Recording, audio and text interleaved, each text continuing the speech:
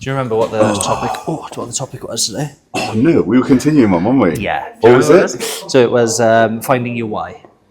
Okay, And how to find your why. fine. Are we rolling? We're rolling, yeah. Oh, We'll just right, go okay. straight into it today. Go straight into it. So, welcome to the podcast, guys. First time I've ever introed this. So happy to have you.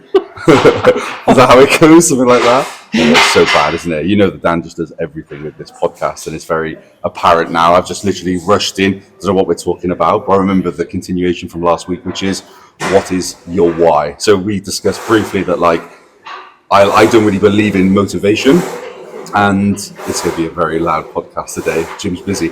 I don't really believe in motivation, and I feel like if you rely on motivation, then you're going to be struggling. You know, because at the end of the point, at some point, you're going to have motivation drop, and then you're like, I can't be asked. So people generally just fall off the wagon, or they put in less effort, which then ultimately leads to them falling off the wagon. Whereas if you have this, like, why am I coming to the gym? What am I doing this for? This why, then that's the thing that always pulls you back in. I'm not saying that is your motivation. It just sort of replaces motivation. So what is your personal why? Yeah, no, like, I think it's, you nailed it on the head there. The why is really important because you are going to have moments like we do. We've been training for 15 years. Yep. And I think with social media, with just men in general today, which, by the way, I've noticed I had a look at our YouTube yesterday. Guess how many women have watched this podcast? So a little bit off topic. Guess how many women have watched this podcast over the last 90 days? Percentage of women? 30. 0. All men. 100% men. Really? That's what YouTube says, yeah. Wow. Crazy. So we can relate the podcast moving forward, I think, and make it very masculine, very manly. Fucking fuck the females. No, we love the females, but let's make it a manly go play one. the statistics. Yeah, exactly. So, like you were saying, motivation comes and goes. People might look at us and go, why are they always motivated? We're not. Yeah. Last week I remember having a chat to you. I was like, I feel really flat with my training, but I was still here. Yeah. I was still there. And I think what we can do is a relatable analogy would be to compare brushing your teeth with motivation, right? Do you ever go to bed sometimes having not brushed your teeth? Absolutely not. And then you go, I really can't be asked to brush my I teeth. know. What do you do most of the time? Get up and brush your teeth. You get up and do it anyway, regardless of how you feel, right? Yeah. Can you imagine when you were younger and your mum was like, make sure you brush your teeth? You're like, fuck off. Yeah, exactly. You really don't want to. But you do it anyway because your mum says, well, you'll have yellow teeth. Yeah. So you're doing it for vanity. And as you get a little bit older, you keep brushing your teeth because I want to brush my teeth because I don't want bad breath. And I don't want my teeth to feel furry, right? Yeah. So that's like the next progression of the teeth brushing stage. Yeah. And then there's a third stage, which we all kind of do as we're adults, where your breath, your teeth, how you look becomes a part of your identity. You don't want people talking about you saying, oh, Jordan's got bad breath, his teeth are fucking yellow and all of that stuff. So you then do it for a different purpose. And I feel like people's fitness journey, when I look back to most clients who I've trained, even ours, follow a very similar path. Starts with vanity. You're 16 years old, you grab a pair of dumbbells, you start doing fucking bicep curls in your bedroom. It's all about looking better, whether it's to get a partner, whether it's to get a mate, just looking better for the opposite sex or the same sex, if that's what you're into. That's how I think it starts for most people. It's all about vanity, right? Would you agree with that? Yeah, 100%. I think the only exception is like people that are like kids doing high level sport and they're like, oh, you're doing S&C for it now. Yeah. And then maybe then they're like, okay, fine. And then they just end up going down that path. But people choosing to do the gym of their own accord without the sort of inclusion of other sports, always for vanity. I'd say, I genuinely think it's 100% vanity, yeah. And it doesn't have to be young. I think some people will neglect their health and the way they look until about 30 or 40. Something will happen in their life. Maybe their partner will cheat on them, and these men have glow-ups then, and they start looking after their health, they start training for aesthetics, and they look so much better because, again, they're trying to attract another mate because then they haven't got one. So I think most people's journey starts like that, very similar to the teeth brushing one. And then they enter this other next phase then, which is they start with vanity and they stay for the therapy, right? Where then they start training and they'll have a shitty day at work, they'll go to the gym, oh, I feel better because I've got an outlet to express my stress. Or something will happen in their life, they'll go to the gym, they'll feel better for it. So then the gym starts becoming for therapy. And then there's this really unique stage, I think, which up until that point, you still have to kind of sometimes have to like push yourself to go to the gym. If you're not motivated, it can be really easy to fall off the wagon. But I think there's a stage, which we'll call it the God stage, where I think you and me definitely are at. And I think it's where a stage where most people want to aspire to be to, or get to even, is like a stage where the gym has now become a part of your identity. Like you don't even if you feel really unmotivated, you still turn up and train. It might not be the best workout, but you're still getting it done. And I've been wondering the last few days, how do we get to that point? Because I'm sure the viewers, most people want to get to that point. So I remembered a really interesting chat that I had with someone, and it was a process that I found called the 5 whys, right? And ultimately what you do is you ask someone why 5 times, and it gets to the bottom of why they're actually doing something. And I wanted to use an example of a client that I had who's still with me. He's been with me for 3 or 4 years now. And I remember once he was like, look, Dan, I'm struggling for motivation. So we had this chat on Zoom or Skype, or maybe it was back then. And we were chatting, and I said, oh, why? Okay, well, so why are you training? And he was like, I want to look better. I said, but why do you want to look better? He was like, oh, because I like Daniel Craig's physique. I was like, okay, but why is that important to you? And he said, well, because I've always been vain, or he said something like that. And I was like, okay, but why does that matter to you? And we kind of like dug into these whys. And then we got to a point where he said, well, I need to get fitter because I want to be an inspiration to my kids, and I want to be around for a long time for them because they're growing up, I'm getting older. I want to see them going through graduation. I want to see them getting married, walking them down the aisle and whatnot. I was like, okay, so why? And he said, and I'm getting a bit of goosebumps thinking about it, he said, because when I grew up, I lost my dad when I was younger, and I don't want my kids to grow up without a father figure like I did. I was like, whoa, that is your why. Yeah. And I'm kid you not, I don't think he's missed a workout after that chat, and that's been about 3 or 4 years ago. That's on my life. And I hope he sees this. I'm gonna put this as a snippet on social media, and I hope he comments on it, because people will know that I'm not making that up. So I just think that's a really good task that you can do if you're struggling with motivation. Yeah. It's just really try and figure out that why, and then as soon as you stop feeling motivated, you just go back to that, and it's like you'll still feel not motivated to go, but that going back to that process will then prompt you to go. Essentially, I think as soon as you're content with your why, it don't even become a conscious thought anymore. No, it doesn't. Like I'm sure he doesn't think like, oh, I'm doing this for my kids. Nah. He can't do that every workout. It just exists, and then it replaces. Like you think you're always motivated. It's like, no, I just know my why. And it just lives in me. And then therefore I just turn up to the gym. I don't think like for me personally, my why is I want to get as strong as I possibly can in the power lifts. And because I'm in this space and I'm well informed in this space, I know ceilings of potential. I know like movement. I know what that movement could potentially do. And then as a result of that, I'm like, I know I can get there if I do X, Y, and Z. So like that really, really keeps me engaged. I really want to express and explore and be involved in this space and have involvement in it from a coaching standpoint, from a lifting standpoint, from an organizational standpoint, from a growth standpoint. So like my why is literally powerlifting and everything that comes within that and my involvement within that. So like when I come to train, I'm just like, I'm trying to be a better powerlifter. I'm trying to become a better powerlifting coach. And by me doing powerlifting and me doing the thing, it means I'm learning as I go. It means that I'm discovering new things myself, which means then I can put it onto my clients, which means I can become a better coach and I can facilitate more people. I've got a gym, help with the federation. I got all of this involvement. So like my why is very much like within the sphere of powerlifting. But I never go into a gym session thinking like, right, I'm doing this because I really want to get good at powerlifting. You just do it because like it becomes, like you said, it becomes more of just like part of your identity. And I think that as well can be problematic, or it can be very good. Because if like everything for me was powerlifting and it was my sole identity, what if I get injured? Then all of a sudden I go, well, I'm nothing now because I'm injured and I can't do this powerlifting. And you don't want it to be overly consuming where it's just everything you are is just this one thing. It just becomes a part of like an element of your personality. You're like the gym guy, everyone's like, oh yeah, Dan, like I still call you Skinny Fat Dan. From where you were back in. I got so many nicknames. I was back in my other gym. I was Dan Flex because I was the flexible dieting coach back then. And back home in West Wales, I'm Dan Ponce. Yeah, so that's amazing. So I call you Skinny Fat Dan, and then before that, I just call you Flexible.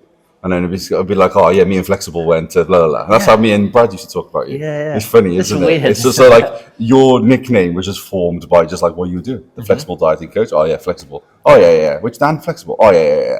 And then now it's like you're the skinny fat specialist. There's like, there's loads of Dans in here. I'm not even a skinny fat specialist anymore. Oh God. You have to call me Awaken. Oh yeah. Awaken with Dan. Awaken with Dan. You know Awakening Dan? Oh yeah.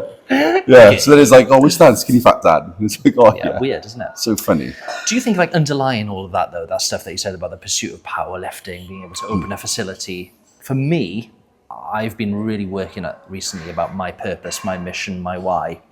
And I think under the crux of everything, it's helping people. Yeah, of course it is. That, I think, is the underlying foundation. Everything we do is to do that. It's just to help people. Yeah, that is like my thing. I think if there was a God, and say, for example, he puts something in you, in your DNA, being like your mission, I think he put in me, or whatever that is, help. Yeah. Just to help. I get a kick from it. Yeah. I really get a kick from helping people. Well, you're a good coach. Yeah, I enjoy it. I really. I think you do too. I think that's like your underlying. I think we both. Yeah, for sure. Love helping. We like when we opened in Zero and we're talking about like the values and the missions and stuff like that. Like a lot of it is like making like powerlifting accessible, because it can be quite inaccessible. And quite hard to get into with like memberships to federations and like all of the kit that people like you need to buy for certain federations, gyms, making it up in like the Pure Gym is hard. So it was like Zero was born to like as a strength training facility, but with the flair of powerlifting and to make powerlifting accessible, right? So then it's just like, okay, we want to make it powerlifting accessible. Why? To serve more people. And the more people we can expose the sport to, because this is part of our brand, the more people we can expose the sport to, like the more the sport grows. And then the more the sport grows, the more our products can get like dished out there. But ultimately, all we want to try and do is just serve more people and help more people. That's why there's like a huge amount of products that we offer. And it's because we want this broad reach so we can serve more people and help them.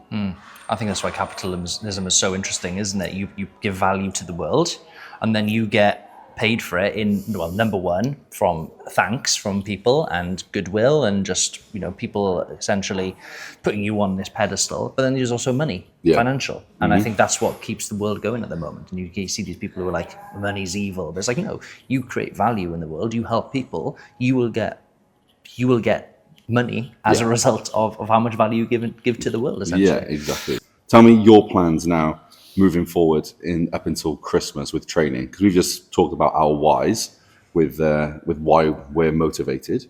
So tell me what you've got planned now up until the end of the year. So my why at the moment is I've cut my training from 4 times a week down to 2.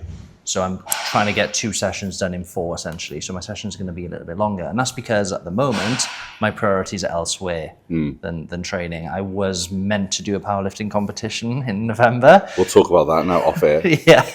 No, seriously, I'll talk about that off air. Cool. What, don't want to talk about it in the podcast? All right, we'll talk about that next week. We'll talk about it in the podcast. Okay, I got one more thing to do and then we can talk about it. We'll start the next podcast with that then. Yeah. So my goal at the moment is to grow my business and to get it to a place where I'm happy and where I want it to be, essentially. And that unfortunately requires me to take time out of the gym from here for the short term. I'll be back training 4 times a week as soon as my calendar frees up. But I think there's a lesson in here to know for people who essentially go through busy times and to understand that you can't just keep trying to do the things that you were used to doing when life changes. Be adaptable. It's not a weakness. You're not mentally weak if you have to change and adapt your program. You're sensible. Because I'm still going to be training. I'm still going to be maintaining the gains that I've got. Probably maybe not gaining as much as if I was training 4 times a week. But it's what needs to be done. So that's what I'm doing. But the goal at the moment is the business stuff, growing the business and whatnot. Perfect. What's yours? I think that's really powerful because I think there are loads of people would lose motivation and fall off the bandwagon when life gets busy. There's loads of things like your kids' commitments can increase. You get a promotion in work or just work gets hard. You could be family stress or whatever. And in which case, the gym naturally does fall down for everyone, even if the people who hold it up here. But it's like you said, being adaptable, that you planned to train 2 times a week. It didn't just happen and then be like, oh my God, I'm only making it 2 times a week, therefore there's no point in me going. You were like, no, I'm going to change it so I can control this still, so I can still maintain my progress. So when things do free up, I can get back in and springboard off that momentum, you know? And that's come with wisdom and experience. 100%. Before, when I was back in the early days, it would have been a catastrophe. Yeah. I can't train 4 times a week. I'm fucking, Yeah. something wrong with me. I'm not as mentally tough as these guys exactly. who are training 4 times a week with a busy schedule. It's like, just adapt. Yeah. Like, it's a short-term thing. Yeah. Back to normality. What's your 100%. plans for training? I really want a total 900 at the end of the year. That's a pretty big goal. I'm putting quite a lot into my training. So the opposite of you, really. I've actually streamlined my work to free up more time, so I can then prioritize my training a little bit more. So yeah, I want to squat 800 pounds, it's like 365 kilos. I want to bench as close to 200 as I can. I've got some strategies in place that will help me get pretty close to that. And then I just want to deadlift whatever I need to tick off 900, which will be in around the sort of 340-ish mark. Yeah. Big numbers. So that's the plan. So just training really hard for that, leaving no stone unturned, and just pushing on for it. I got my body weight into the point where I want. I compete under 110. I'm about 113-ish at the minute, which is pretty good. I'm probably about 10% body fat, so the ratios of like fat and muscle are pretty good. So I'm quite a good condition as a 110. Very lean powerlifter. Yeah, so good condition to like be efficient as a 110 lifter. And then supplements, I'm going back and forth with my mate Caden. He does all of that supplement design and stuff, so we've done that. Over-the-counter supplements are pretty extensive right now, but also, again, they all have their own purpose, and I'm feeling really good cognitively. So yeah, everything's pretty good. Everything's pretty good, and training is getting good. My adductor's starting to feel a little bit better. So we just got to keep taking it one sort of block at a time, and just be sensible with everything. And I'm hoping that by the end of the year we can enter a comp, and then go for it.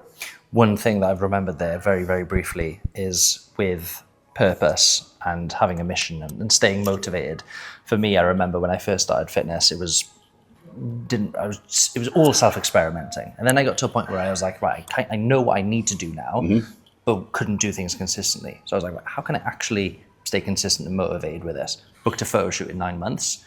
Didn't miss a training session in 9 months. Yeah. Didn't miss a day of skipping calories, meal prep. So I think sometimes having something that fucking scares you, puts pressure on you, is really, really important for sticking the course. Because again, it goes back to that identity thing. Who wants to rock up to a powerlifting competition or a photo shoot or anything, a marathon even, and doing it shit? Yeah, do you know what I mean? Unprepared. Having some kind of pressure is really important. Yeah. Even a coach as well. Monetary value. You're paying towards something that is, I value this. You get so many freeloaders in this world who are fucking commenting on people's Instagram posts saying, DM me the word, or comment the word, I don't know, fucking recipe book, forget this recipe book. They'll comment in recipe book, they'll get it. The PDF's collecting digital dust in their inbox. They never even look at it. Yeah. It's like, there's value to paying for something 100%. Because it forces you to actually do it. And again, that can tie into purpose, value, staying motivated as well, you know? Yeah, 100%, man. I'm personally big on goal setting. I love it. Short-term, medium goals. Love it. I literally planned like 2025 out before we even got there, like with what I was going to do as a rough guide, you know, because obviously things change and sometimes the plan might have to change, but to have like a sort of like penciled in plan for the year, and then sort of penciling blocks of training, penciling competitions, then you can pencil all the other stuff in. You're like, okay, this looks like a pretty good plan. I think it's huge, and loads of my clients love it as well. But then there's some people like Thomas that hates goal setting, like really doesn't like Thomas, your mentor essentially and business partner. Yeah, okay. He's like, he doesn't like goal setting. He's like, all I can do is what I can do, so I'm just going to do what I can do, and then I'll do it. And it's like, that's like a good mindset. But some people tick like that. Some people tick like that. So I think also like find your why or your what makes you tick within that as well. Like some people like to have like goals to work towards. Like, if they haven't got a competition on the horizon, they'll be like, well, I want to do 55 kilos for 10 on the dumbbell shoulder press or something. And they'll set like a little goal like that, and then they'll work up to that, keeps them motivated in an exercise, turn up for those sessions. Some people are like, I've got a comp here, so I'm going to prep for that. I want to do this and this into that. And then if you fall short of your goals, then that's absolutely fine, because then you can just reset them for next time, and they just gave you objections through the training process. And then if you achieve them, amazing, well done. It shows you realized your hard work, so make some new goals and let's go again. And then some people like Thomas just wants to have processes in place. It's just like, this is what I'm doing, I'm just going to turn up and I'm just going to do that. No real goals, just like the right numbers at the right times, the right phases at the right times, and then, you know, adjustments in whatever he needs to adjust to make sure that he's getting better, you know, and some people just need that. Yeah, everyone's wired differently. So I think in the next one, that teed us up really nicely to talk about goal setting in the next one. Cool. How to do it properly, how different people think when it comes to goals. Yeah. Happy to talk about that in the next 100%. one. Yeah. Nice one, Awesome. boy. Thank you very much, guys. Thanks for checking in. Thank you. I was going to say 89% of people, we're going to sound like Stephen Bartlett here, 89% of people who come onto this podcast haven't subscribed. So if you are watching, because we are getting a lot of returning people, make sure you subscribe, guys, and support the channel. Because that means that we can get, hopefully the long-term goal is... Sponsor for stars, yeah. But then get some guests on. Cool ones. I think that will be the next stage. Thank you very much. See you in the next one.